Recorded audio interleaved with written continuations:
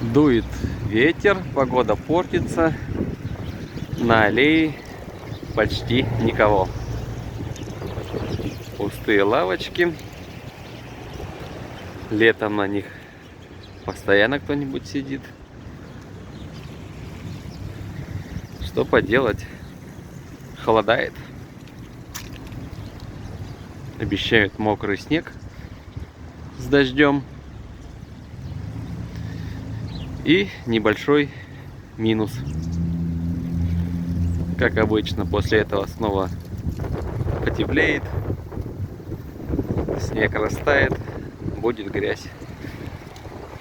А потом снова все высохнет через день.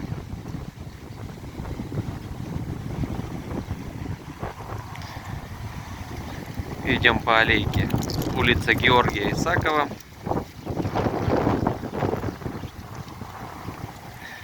На этих лавочках тоже, видите, никого. Не хотят мерзнуть. Хотя даже зимой иногда на них сидят. Но, видимо, у всех свои дела дома. Потому что суббота, вечер проводят дома большинство.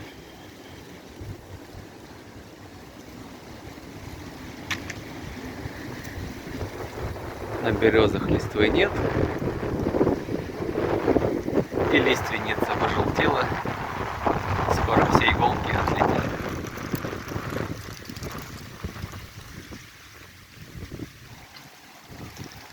На этой лавочке тоже никого. Вот кто-то впереди идет навстречу.